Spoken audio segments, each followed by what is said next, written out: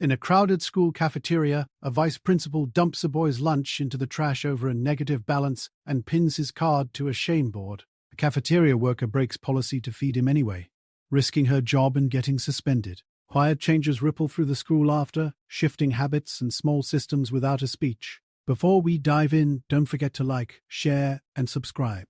And, hey, where are you tuning in from? Leave your country in the comments. I love seeing how far these stories reach. At 11:23, with the line coiled to the doors, the vice principal pinched the tray out of the boy's hands and tipped it into the trash. The pizza slice flipped once, a string of cheese hanging like a wire, then slapped into the grey bin. Baby carrots skittered across the wet tile. A milk carton burst and ran under the boy's sneaker. The man held up the laminated lunch card and a black marker. He wrote, "Hold" in block letters and stuck it to a cork board, labeled Nutrition Hold, next to 3 other cards. His voice was large for the room. "No balance, no lunch. Step aside."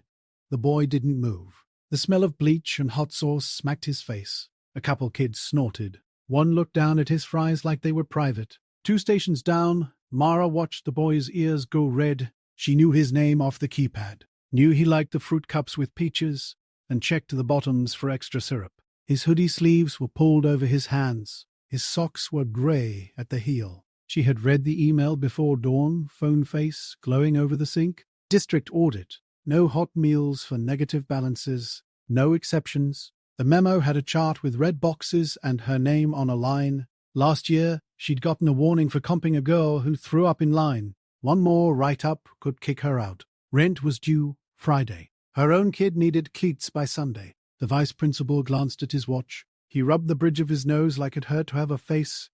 "Keep the line moving," he said to nobody and everybody. Mara stepped out of her square. Not a big move. Half a foot. Enough. She picked up the roll from the floor, brushed off her hair, tossed it, grabbed a fresh one. "With me," she said to the boy. Her voice was low. He followed like it was easier than fighting gravity. She took the pinned card off the corkboard. Her fingers left a grease mark on the paper. "Guest meal," she said, half to herself, half to the register. She punched a code she wasn't supposed to use. The screen blinked red. She swore under her breath. She pulled a 10 from her pocket and slid it into the tip jar they never used and then into the drawer. The drawer thumped loud in the room. The vice principal moved fast, shoes biting the tile. "Mara, don't do this." His tie had a tiny stain at the knot, probably coffee. He kept one hand open like he was trying to show he was calm. "It's lunch," she said. She put a slice on a clean tray, added salad, an apple, a milk. She put 2 napkins on the side. She set it in front of the boy and moved her body so the man would have to go through her to hit a tray again. Kids craned their necks. The hum of the fridge felt louder. A girl in a yellow backpack held her tray with both hands like a tray was heavy. "Policy is policy," the man said. He lowered his voice. "We've got the state in here next week. We can't have this." He nodded at the tray like it was the problem. "Write me up," Mara said. "Not loud. Plain. He's eating." The man's jaw went sideways like he was chewing on what to do. He pulled out his phone. "I have to call this in." "Call it in," she said. She added a second milk. The boy's hands hovered, not sure if they were allowed to take anything. A security guard in a grey sweater poked his head through the service door. He had a radio clipped to his belt and soft eyes that darted. "Everything okay?" he asked, which meant nothing was okay. "It's fine," the vice principal said, already texting. He didn't look at the boy. He didn't look at the floor where carrots had been. A few minutes can slow down and hunker in a room. Line moved. Trays slid. A girl asked for no onions and didn't look up. Mara rang kids like a machine, left hand on keys, right hand on trays. When a card flashed red, she hit the code again and again. She stopped asking anyone to fix it. By 11:35, the principal was there, her lanyard swinging. She didn't raise her voice. "Mara, can we talk in the office?" "I'm feeding him," Mara said. Hands still moved. The boy sat small at the end of the first table. He held the apple with both hands and breathed into it like it was cold. "We can do both," the principal said. Her hair was pulled tight. Her eyes were not unkind. She glanced at the board now, missing a card. "Please." Mara ached in the calves. She handed her apron to the woman at the grill. "2 trays at a time," she said to her. An old habit of giving orders like she'd be back in 1 minute. She followed the principal down the hall that smelled like mop water and posters. In the office, the blinds cut light into strips. The principal folded her hands. The vice principal leaned in the doorway. Nobody sat. "We have guidelines," the principal said. "You know that. Kids don't eat guidelines," Mara said. There was a long pause while all three of them stood and listened to a copia, somewhere whine. The principal rubbed her cheek. "We have to place you on leave for the rest of the day," she said. "Voice careful. We'll meet tomorrow at 9. She slid a form across the desk. Rose and colored paper. "Official notice. This is not permanent," she added, because she wasn't a monster. Mara signed. Her hand shook a little. "Am I allowed to go back and get my stuff? Someone can bring it," the vice principal said. He looked tired and mad and something else. "I'm going to walk back and tell my staff," she said. She didn't wait for a yes. She left before they could stop her, which was a small trick she'd learned in other kitchens. She moved fast. Her shoes squeaked. Back in the cafeteria, she went to the sink for a clean cloth. She went to the far table and wiped the boy's shoe where milk had dried like a paste. He flinched, then didn't. She tucked the cloth away. "Eat," she said. "It's hot." She put the second milk closer to him. He took a bite, like he remembered how. The guard stood at the door and didn't rush her. Line noise swelled and fell. Someone dropped a fork and it clinked. Time found its regular size again. Mara led the boy to the far table by the vending machines. It was loud enough there to hide being seen. She broke the apple with her hands and pushed half to him. He nodded once. She filled his water bottle at the staff sink. The water ran too long. She turned it off tight. When she went to toss the crushed milk carton, something at the edge of the boy's backpack caught her eye. The zipper was split an inch at the top. Paper stuck out the mouth of it like a tongue. She didn't snoop. She tucked the flap in and felt the edge of a thick envelope. Between a wrinkled bus schedule and a folded photo, there was a notice to quit in black type. A second page had a clinic logo and a date 2 months back. Another paper was a paycheck stub from a bakery for $39. The photo was him with a little girl on a rusty swing. She had the same ears. They were both grinning. His hoodie in the photo was the same one on him now. Mara didn't say a thing about any of it. She put the papers back the way she found them. She set the apple half closer.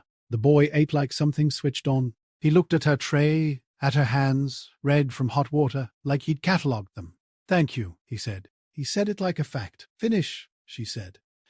She clocked out. The guard walked her as far as the loading dock and did a small shrug with his eyebrows. It wasn't mean. "See you tomorrow," he said, like he knew nothing and hoped for something. Her legs felt hollow on the bus home. She thought of cleats and rent and the weight of cartons.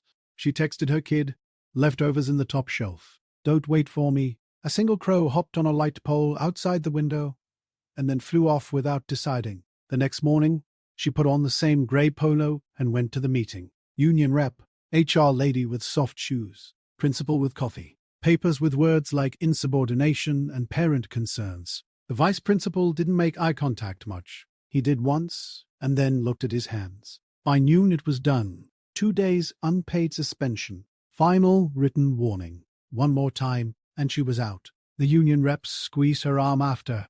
"You did what you did," he said, which was not a hug and not a hug. She went back to her kitchen on the 3rd day. The board never went back up. The cork wall held a laminated poster with pictures of fruits nobody ever bought. Someone had slid a post-it on the register.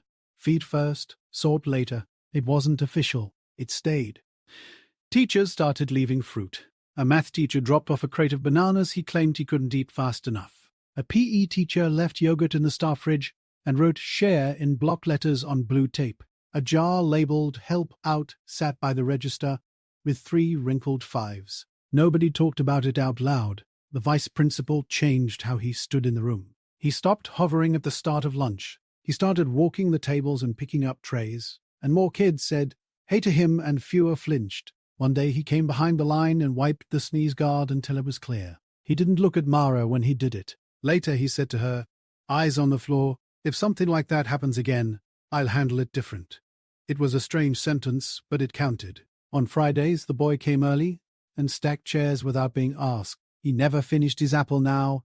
He saved half in a napkin for someone else. He looked for the fruit cups with peaches and always found one. He put them in the back of his tray so they wouldn't slide off. He learned to lean the tray a little on his hip when he walked. Mara noticed small things like that. She started keeping 2 extra sandwiches wrapped tight in the back of the cold case. No labels. They went away most days, quick and quiet. The grill woman stopped asking who took them. They weren't missing. A month later, the district sent a new memo. It had fewer red boxes. It said no shaming practices, in plain type. It said all students receive meals. The principal taped it up near the sink where everyone would see. She didn't give a speech. People read it and then went back to chopping. The week her suspension ended, Mara got moved to dish for a while, which felt like a punishment, and also like being hidden. She didn't mind as much as she thought. The dish room was hot and loud, water slapping steel, steam fogging her glasses. It was work that stayed done for a whole minute before a new pile appeared.